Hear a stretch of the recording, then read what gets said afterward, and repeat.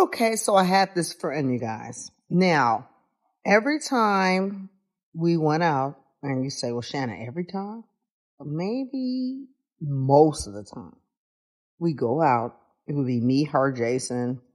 We go to like a party or an event. She expected Jason to pay for her or me. She and I might go to lunch. She thought I was going to pay for her. And so I thought it was weird. I said, why does this woman expect other people to pay her way? And so what I kind of realized later, she has mental illness. She was schizophrenic, but she never told me. She told me she was bipolar. But later on I found out she was schizophrenic. Long story. I don't feel like telling that story. But anyway, we would go to something. And then one time I met this guy in the bar area because I was standing in line for my drink. And I said, I noticed you're here by yourself. He said, yeah, I'm here by myself. I said, hey, I have a friend I think you might want to meet. He said, really? I said, yeah, let me go get her. So I got out of the line. I went and grabbed her, brought her up to him, and he was feeling her. He was like, oh, okay. He said, let's exchange numbers, blah, blah, blah. What you doing, blah, blah. All of a sudden, she kind of backed away from me. I said, I thought you told me the other day to introduce you to guys that were average. You said you don't need like a fitness model or anybody who's Vin Diesel or something. You said just give you a regular guy because that's your vibe.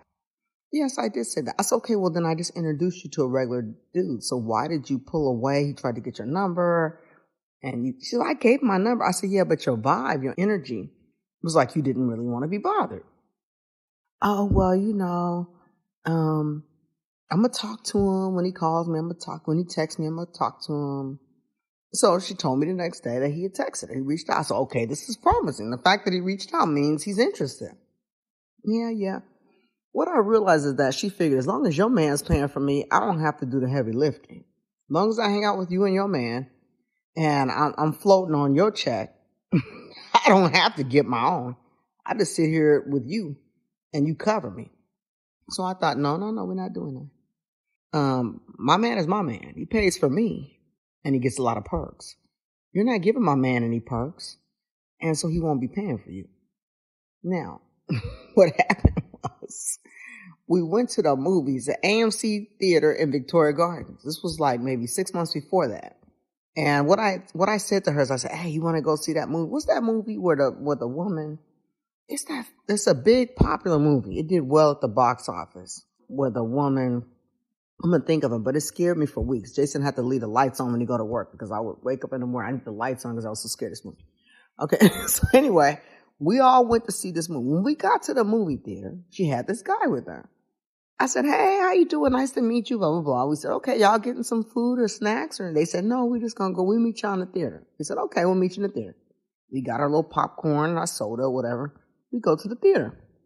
We sat down. I thought, why aren't they getting any snacks? Are they hungry? Or did they eat before they got there? So we watched the movie. It was real good. Jason and I ate our popcorn. We tried to pass the bucket down. I said, you guys want some popcorn? They said, no, that's okay. Okay. So we ate popcorn. So then when we left, I said, where's everybody want to go to dinner? You guys want to go get something to eat? So I knew of this small soul food restaurant that wasn't mainstream because back then you couldn't get a reservation if you didn't make one. If you try to come out of the movie theater at 7 o'clock in Victoria Gardens, you're not going to sit down and eat until probably 10, 11 o'clock at night. So I said, hey, I know this place. It's a soul food spot. And let's just hit it. Let's go over there and eat, and we can walk right in because it's new. Nobody knows about it. It doesn't have that mainstream audience.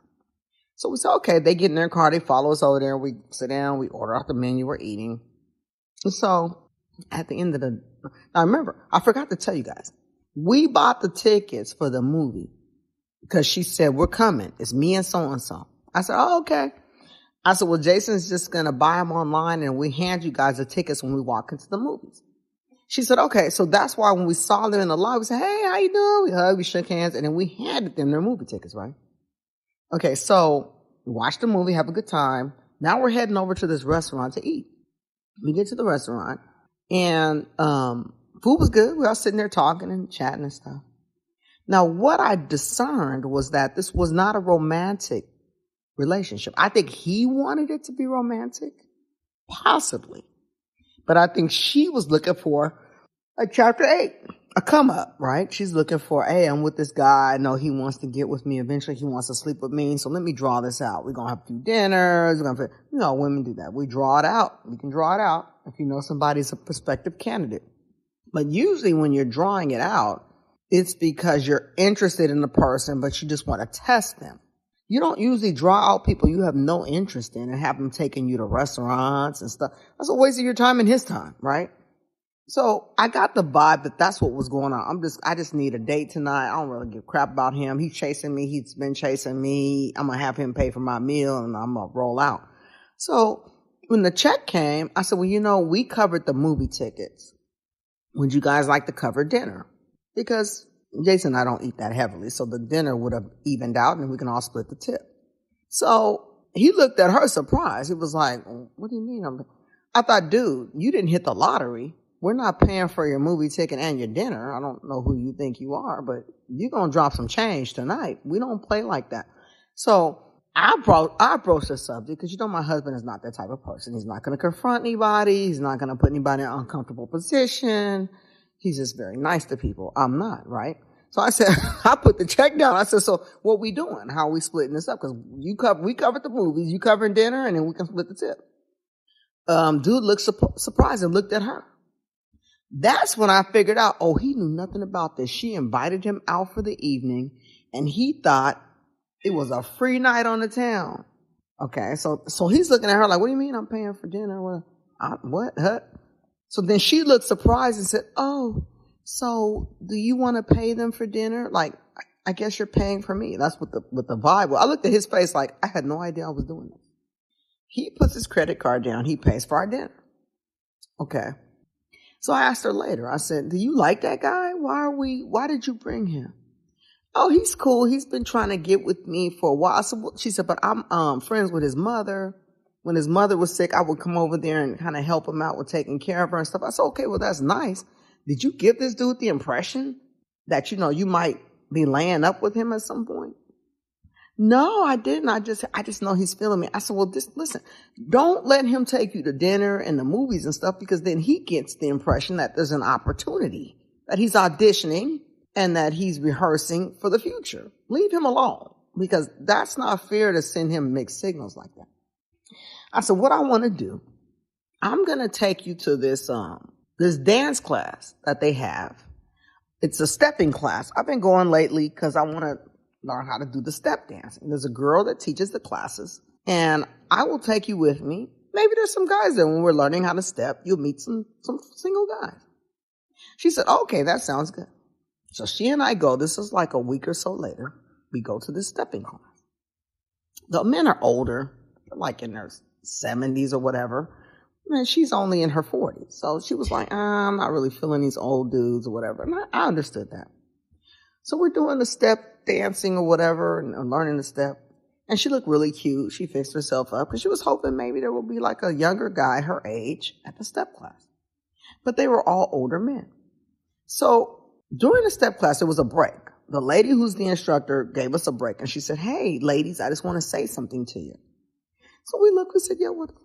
She says, if you're coming here to meet a man, this is not the place for you, because these men rotate through the women.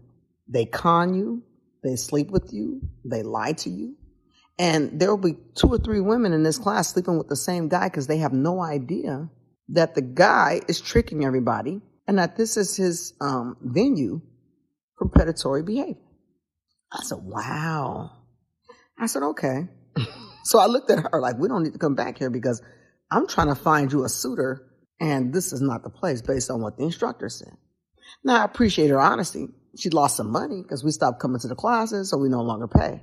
But I made it my personal objective to introduce her to somebody. Maybe she'd meet somebody, and, But it dawned on me, if you're 40, you're younger than me, right? You're in your 40s. I got 10 years on you. And you're single. It's because you want to be single. So I asked her, I said, well, why don't you just hit the dating apps? Dating apps might be good. Shannon, they're on there just preying on women. They lie. They say they're not married. They're married. They're on these dating apps. The fake profiles. And then you find out later they lie. I said, okay. I said, wow. I said, okay. I was thinking, well, why can we get you a man? Because my husband can't keep paying for you. And I'm not paying for you anymore. We're tired of paying for you. We got to get you a man. This is kind of ridiculous. What dawned on me is that the reason why she couldn't get a man, you guys gonna say, well, Shannon, how you know she couldn't get a man? I'm telling you, the reason why I personally believe it didn't stick when she meet people like the guy I introduced her to at the event. The reason why it didn't stick because she's not interested. She has given up. And all she wants me and my husband to do is pay for her and drive her around and take her to all our stuff.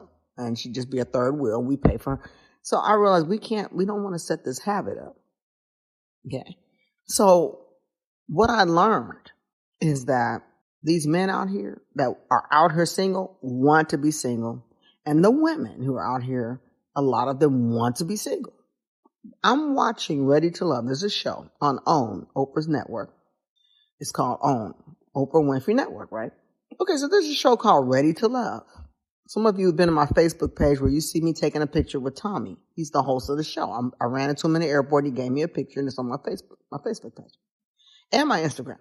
So anyway, I watched this show, and you say, well, Shannon, why are you watching this show? You're old and married. What are you doing? I watch the show because I just like to keep up with pop culture. I feel it makes you interesting. It gives you a little pep in your step.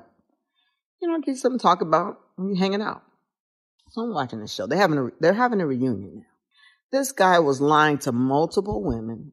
He slept with one of them, but had them thinking that he was choosing them. And what saddened me is that when one of the ladies found out that he was playing three of them, she hugged him and said, well, you know, I have no heart for. I thought, no, why are you hugging a man who played you? And what that said to me, I want all women to open a bank account at the age of 14. I want you to do paper routes. I want you to do McDonald's after school, like I did. I want you to work at the mall, food court. Whatever you have to do, I want you to put money in a bank account so that when you get 30, if you have not found a man, go ahead and freeze your eggs. That's my assignment to you. Freeze your eggs, because when I watch these women on these dating shows and how pathetic and desperate they seem to be, it's not about the man. I'm looking at the man. I said, the man is trash. What she's worried about is her inability to procreate. That's all she cares about.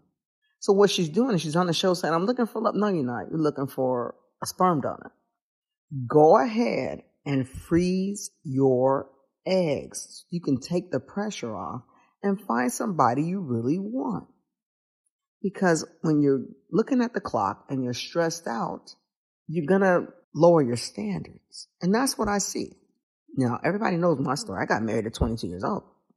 I turned 22 on the 7th and got married on the 11th. Because my eggs, I didn't have any money. I had to get those things fertilized. And I fertilized them 4 years later.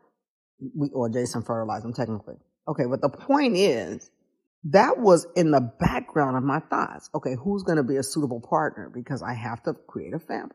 Now, what I do notice is a lot of women saying, forget the family thing. I'm not going to just settle for anybody. And if I don't have any kids, so be it. But I'm going to tell all young girls of America, just start a bank account. It's called your egg account. That way you can be selective in who you decide to procreate with, who you decide to date, who you decide to marry. You have a lot more power when you're not under the gun. And I think that's what happens. Now, the woman I told you about earlier, who wanted my husband to pay her tab every time we went out, she already had kids. I think her daughter was grown. Her son was like a senior in high school. She had a previous marriage. She said her husband was gay. He used her as a beard. And so she had these 2 kids with him. He was abusive. And she got out of that relationship. Makes sense. But what I will say is that I think that's the problem. When I'm watching these dating shows, the women are like worried about not being able to have kids, so they tolerate crap from the men. And the men exploit it by cheating on them, by lying, because they're like, hey, men can have babies till they're like 90. And truth be told, men aren't really preoccupied with having babies. Men are very selfish. They don't want to share the spotlight with a baby. So at the end of the day, the woman's in a vulnerable position. Remember Marissa Tomei and my cousin Vinny? And then she was like, you won your first case, so when are we going to have a baby? So he's like, I'm so sick of hearing about your biological clock. So I think here's the solution. Everybody put some money away. You know, I used to say save for college. Save for babies.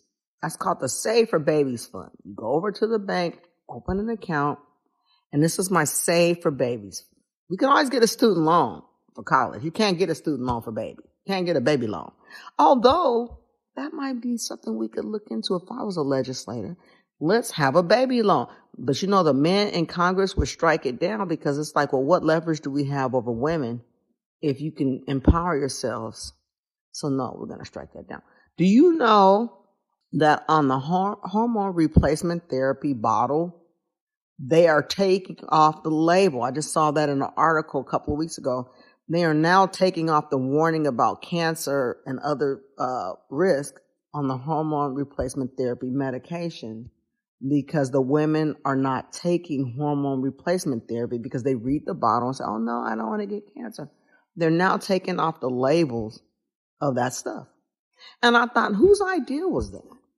To take that off the warning label off the bottle. They said only 15% of women who are eligible were pursuing hormone replacement therapy. So I thought, well, who was it? And I thought, oh, a man. Because what happened is the woman is not taking it. So she's cursing everybody out. She's having hot flashes. She's having mood swings. She's having anxiety. She's having depression. And men said, take that crap off that bottle.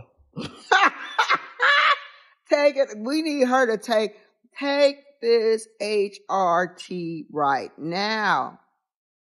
And I was watching Mad Men. I used to watch Mad Men years ago. And what I realized is that the industry is always geared towards what makes men feel comfortable.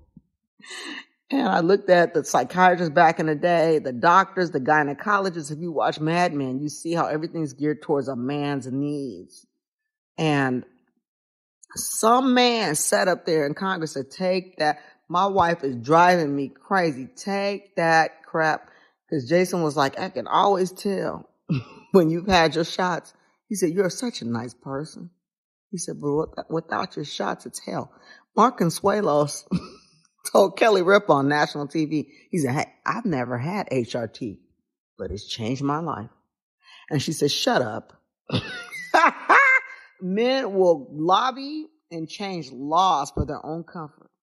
Don't worry about cancer. It's a minimal risk. We need you to get this therapy because we can't live in hell with you.